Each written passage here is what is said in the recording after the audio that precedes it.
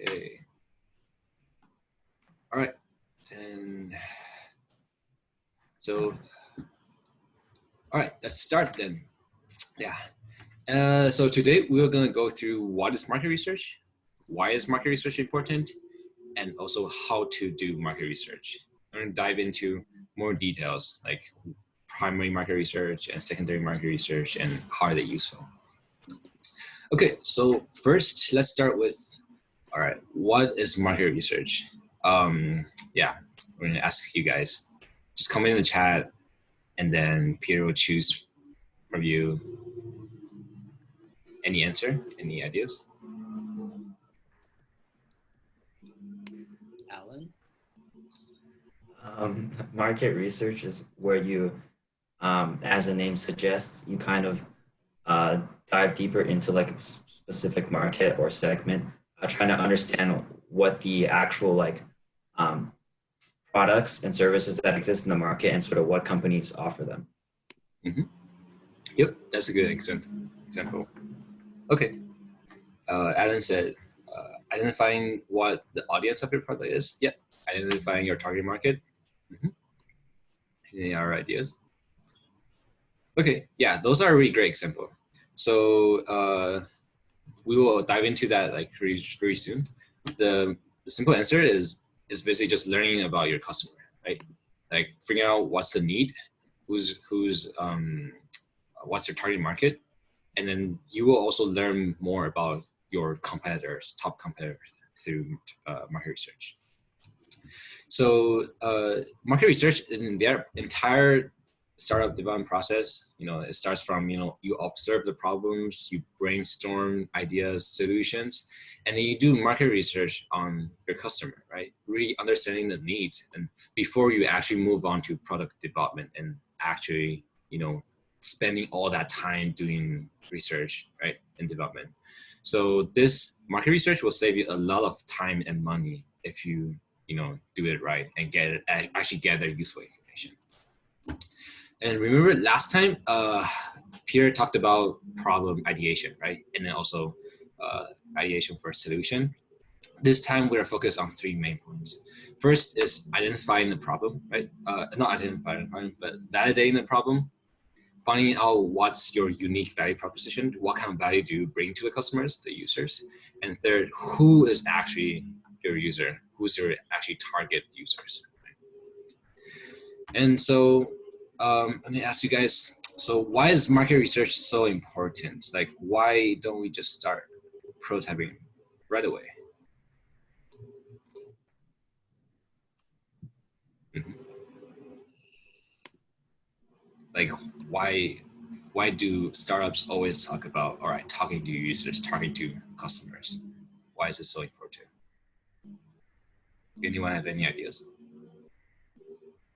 Oh, all right, Ty, you wanna go? Yeah, so market research is essential in order to understand what exactly the needs are of one's target market, Mm-hmm. and Mm-hmm. whether or not they're actually interested in a product being proposed. Mm-hmm. Mm-hmm. Exactly. So this is what you might be describing, right? You might be building some kind of product that no one actually need, right? You might be building something that's just like you think that's amazing, and you think that people need it, but in reality, actually, literally no one wants it, right? Or literally just like it's not even important at all, right? Need is not even that significant. And then, even though this is such a simple concept, actually 42% of startups actually fail because of this reason. And then the second reason why they ran out of cash is also connected to no market need. If they don't have any customers coming in, they don't have any revenue coming in, and they can't really fund their further development. Right. All right. So yeah, Peter, I'll go to the next example. So, like pretty much everyone knows the concept of market research, but no one grasps, especially for early stage entrepreneurs and people who are less experienced, they don't realize actually the gravity of it and how crucial it is. they know about it, but they don't take it seriously until they actually run into problems related to market research. A lot of early stage founders, especially if it's their first venture or startup, they come up with an idea and they're super excited about it. They're like, holy crap, I'm making the next big thing.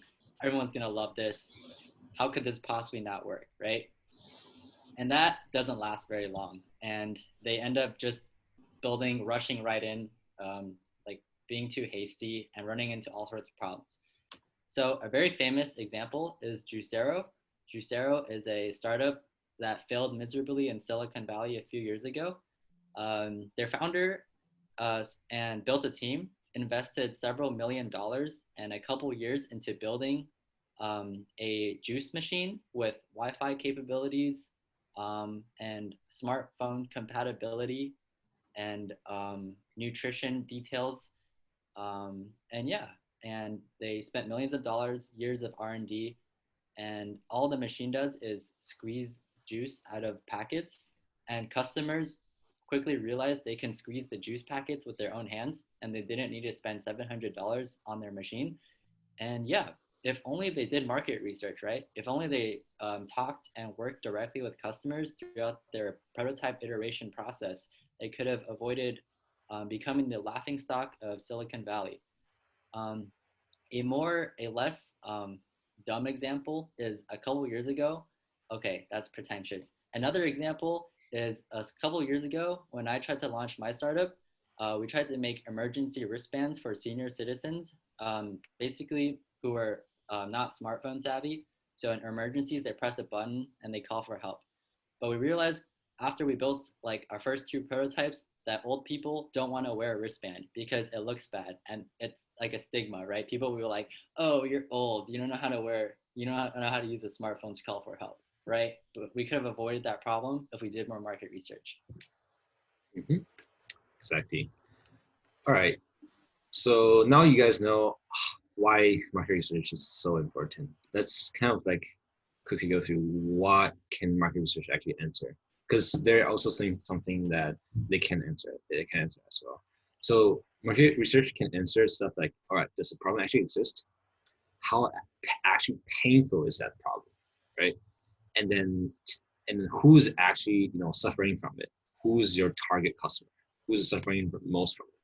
And then who are your target competitors, right? And what it can really answer stuff like, all right, can my product actually solve the problem?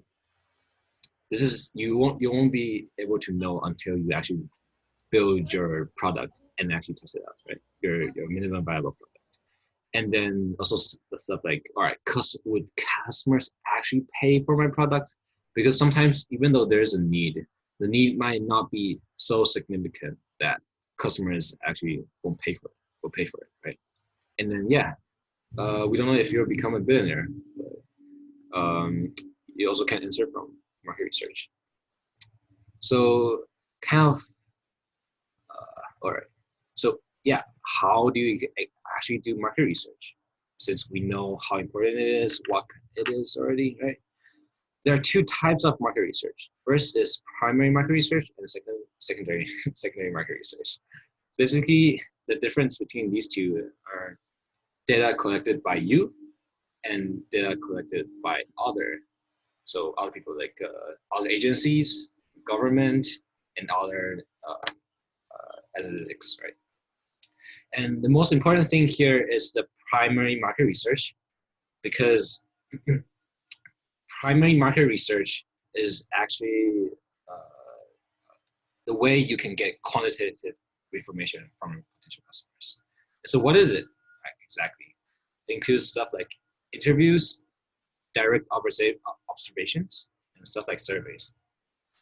And the purpose of this is that we have to connect directly to the potential customers, like talking to them, like go out of your room, go outside of your office. I mean, not now, but like you can use your Zoom or something like that, any kind of ways to talk to your potential customers directly, figure out what are the needs, who are your target customers, and what is your value proposition. And these three questions are the most important questions that stuff like primary market research can answer. And we'll dive right into all of these three questions, like in details right now. So first of all, validating the needs, right? And what we can do is do very, very open-ended interviews with your potential customers. A good rule of thumb is like maybe 10 to 15 of them. You will, after that, you won't get like really useful information. Like information is going to be like repetitive, right? But open-ended interviews allow you to really understand the customers, like what's their story, like why they think this way, how they're feeling with this current situation, right? And so, you guys, we will be doing a quick interview activity in a bit. So here is a, oh, sorry, there's some noise coming up.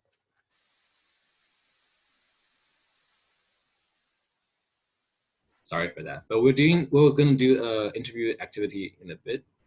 So you guys can be ready to take some notes right now. How to create the right interview. We focus on the experience and not the opinions or hypotheses, right? So what is this? What does that mean? So the interview, the focus is figuring out, okay, all right, what's their daily, for example, if it's a customer, for example, it's like a coffee machine, all right? You ask about maybe their morning routine.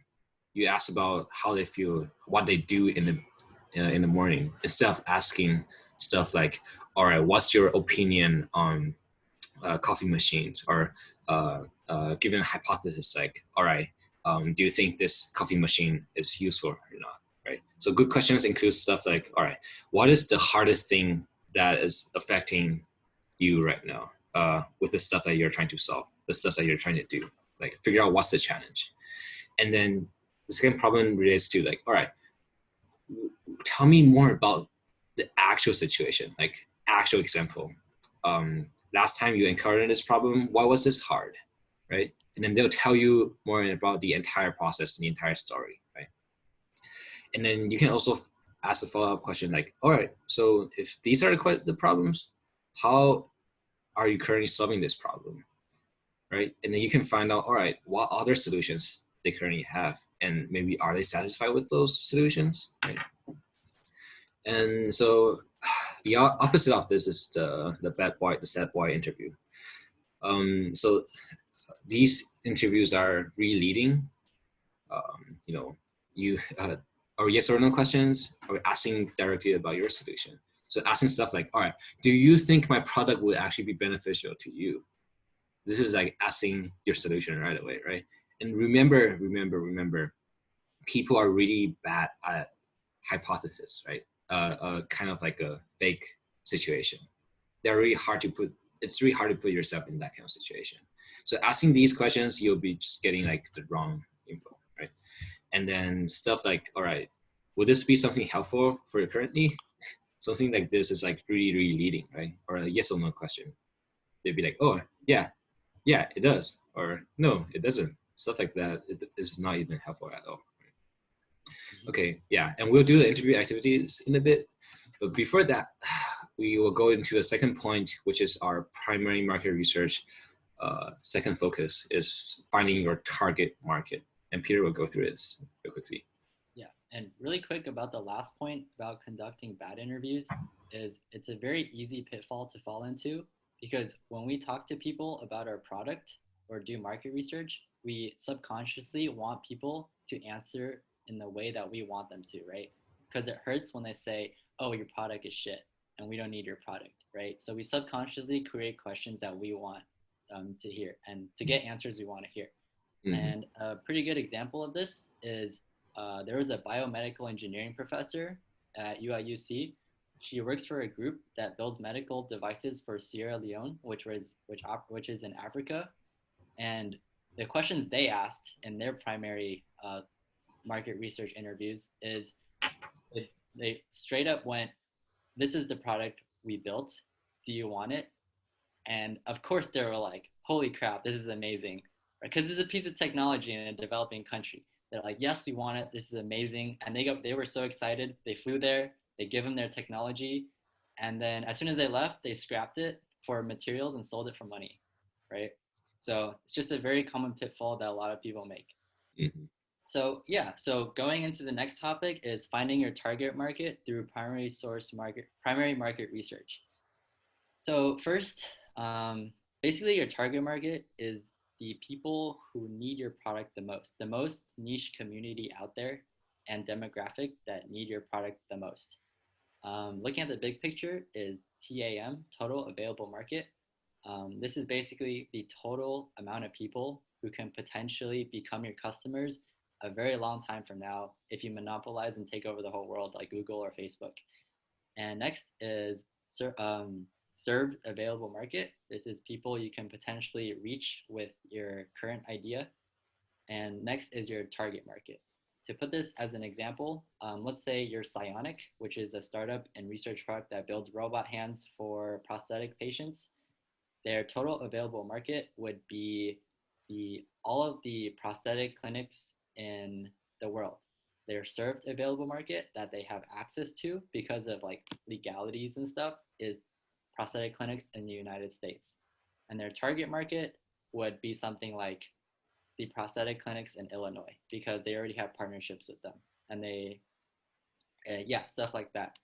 And also, startups have very limited resources in the beginning, so it's very important to focus all of your resources, say sales, testing, advertisements, marketing materials, on the people it would be most effective on, the people who are most likely to be attracted to that marketing, right?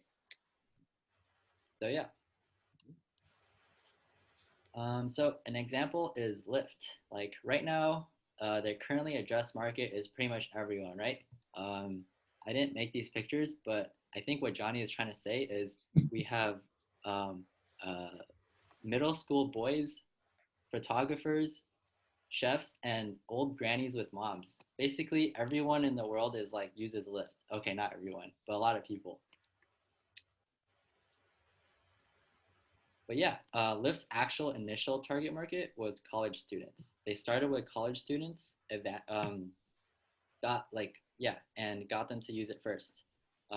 Wait, why did they choose Lyft as their target market? Probably because college students are poor. They need to get places to visit people, and they don't have cars.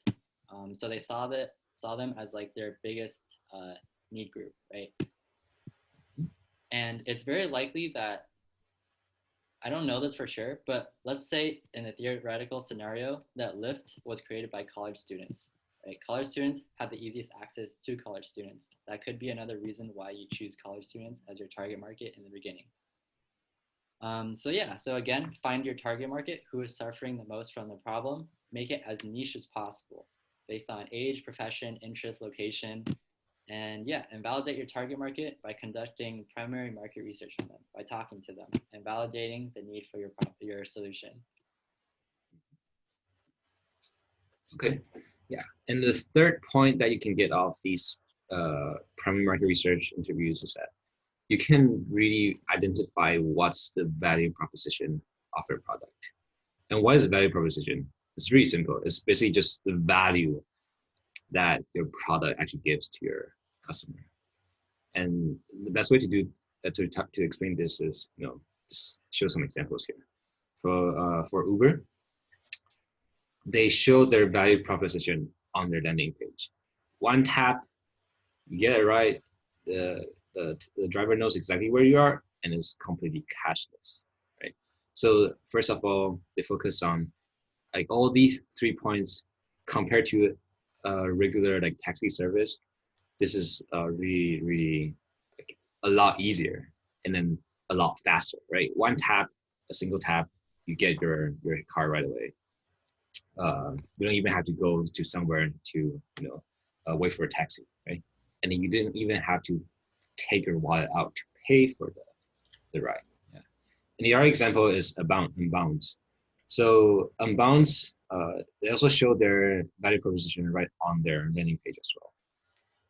Unbounce is a A/B testing service for basically your landing page or your website. Yeah, and you can do this. It's targeting for marketers, and you can see that their value proposition is showing, all right, this is A/B testing without the IT overhead, which means any marketers can do it without hiring an IT guy to do this kind of stuff that requires software development, right? Okay. And so now we know that what is value proposition. Here's a good example of the process of coming up with like a value proposition from HubSpot. So first, identify all of the benefits of your product. What makes your product actually valuable, right? And then identify your customer's like main problem, and connect these two together. Connect the benefits of our product to the main problem that your customers are facing. And then this, by then you can figure out like what value do you actually bring to the market that's actually different from all of your competitors, right? Okay. All right, now it's your turn. We're gonna do a really quick activity. Ronnie, I have a question. Yeah. How do you apply empirical standards and data to the value that you bring? Is there a way to quantify that? Wait, do you want to explain it a bit more? So like on the previous slide, you were saying, make sure that the value that you bring is in line with what the customers want, right? Yeah. Is there a way to quantify that? Let's say like if you offering more convenience, let's say, is there a way to quantify that and apply, because I think a lot of us are like engineers and with mathematics and statistical kind of background. So we think in terms of data. Is there a way to convert that more abstract concept of value into like money or some other type of metric? I think Skylar, that's a pretty good question, but we should save that for the end. Oh, okay. Okay, yeah. I'll answer it at the end. Okay. Yeah.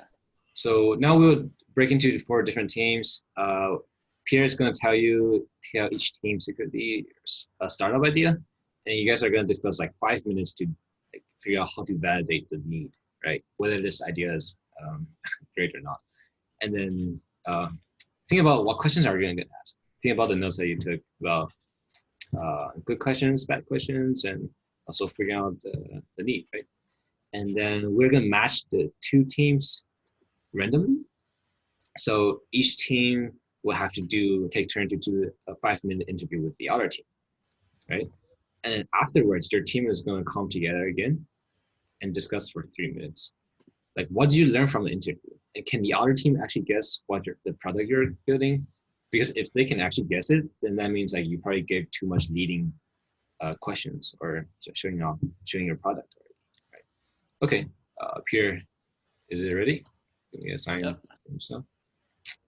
Awesome. So I'm gonna assign breakout rooms, and I'm gonna hop around to each room. So give me like a minute. I'm gonna tell you what your startup idea is. All right.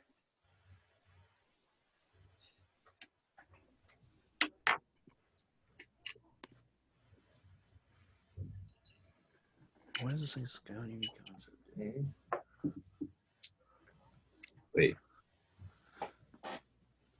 Wait, Ty is still in this room. Oh no. He is. Hello, Ty. Wait, do I not get a team? I mean, Wait, you could if you want. let me ask. Wait, Gene, could you assign him? I think only host. I am not a host. Right? I'm not a co-host. All right, I'm gonna I call was stripped of my powers. Pierre. Oh, Ty's gone. Yada does it. Okay. Ty's gone. Hold on. All right, I'm gonna stop recording. And going into a crowded market is a really good thing. First of all, it validates the need for your product. It means the problem you're solving is really big. A lot of people notice it, and it's real. And second, you get to learn from the mistakes of your competitors and from their strengths and weaknesses. For example, wait, did I say the thing about Psionic? Yeah, Psionic was researching their competitors, and they realized that one of their competitors are targeting clinicians with an engineering background because they're way more likely to adopt new technologies. See, right there, they focus down their target market for their launch. And it's also focus on doing what you do well and what your competitors are overlooking. By studying your competitors, you can see what's lacking, right? The reason for a very crowded marketplace and a lot of competitors in a certain field is because none of them are doing it well enough, right? if one of them were doing it so well, no one would compete with them. They would have a monopoly, right? So yeah, find your secret weapon, see what everyone else is overlooking, and why no one is completely dominating the playing field at that point. And yeah, so yeah, ideas are cheap and everyone has ideas. It's very easy. It's the execution and the strategy that sets you apart from your competition. There's no early bird advantage. So if you find a lot of competitors in the beginning, it's usually a good thing. And some examples are Facebook, Google, and Zoom, right? Zoom came in years after Skype, Google Hangouts, and all of that. But why did they completely dominate all of them? Because of superior technology and user experience. They found these two things that they found they could do really, really well. And yeah, they just took off with it. Same with Facebook and Google, and yeah, similar other ways. Yep. And yeah, like Facebook and Google, do you want to talk about, say, like, actually there was like already a tons of search engine before Google, and there was a tons of like social media before Facebook as well. So you guys probably have heard of like MySpace, right? They already have like 10 million users when Facebook launched, or yeah, something around that number. And then Facebook was able to pinpoint that, all right, real identity is the key thing to social media, and they were able to outcompete all of their competitors. Yeah, exactly. They found the one thing that other competitors were overlooking, and they pounced on it. So yeah. So next is total addressable market through secondary market research. This is basically seeing how much potential your startup and your company can become. It's basically the total number of customers, of total potential customers you can ever have. And the way you calculate that, this is like something a lot of people want to see on your startup business plan, your total addressable market. The way you calculate that is the average amount of money you make from one customer multiplied by the total population of your total addressable market. Mm-hmm. Yeah, and how you find this information is through secondary market research, finding existing information from, for example, the Bureau of Labor or from the government, right? The customers, and then how much is it costing? Finding out your competitors, what's the price, or what's the average money price that they're gonna pay for it, right? Okay. And so in summary, this is it breaks it down into just 2 points. First, if you're not constantly talking to users and if you assume that you understand the needs, right? This is actually the most common failures. 85% of the startups will fail in 10 years or 5 years. And more than around half of them is actually failing because of this reason, like no market need, right? So the second point is using primary market research and secondary market research. You can use these processes to really answer the critical questions before you really move on to product development, which is our next workshop about how to build a minimum viable product and pivot really quickly. Okay. All right. Thanks. That was it. Next, yep, we're gonna send the feedback for this workshop. Just talk about anything through that, like the workshop one, and then we have a question for you guys. So, what are the top 3 problems that you observe maybe in daily life? Because we want to have you guys like start getting to that kind of entrepreneur mindset, constantly thinking, not staying with the status quo, right? Constantly thinking, all right, what can we improve? What actually sucks, right? And then who do these people actually affect? So post your question, your answer, and for Saturday we're gonna have a squad virtual social, which is for you to get to know more about your squad members. And this is going to be Saturday at 9 p.m.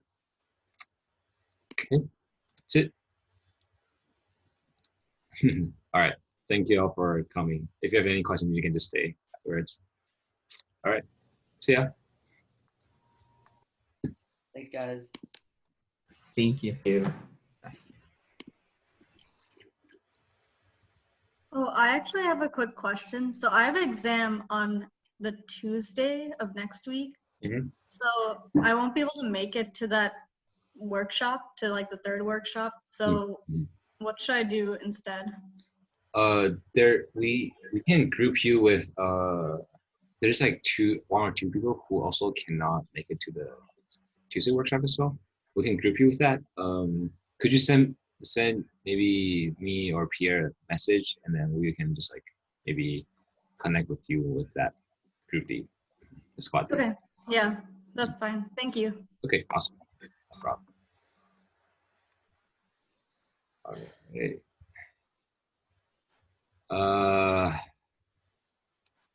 How was the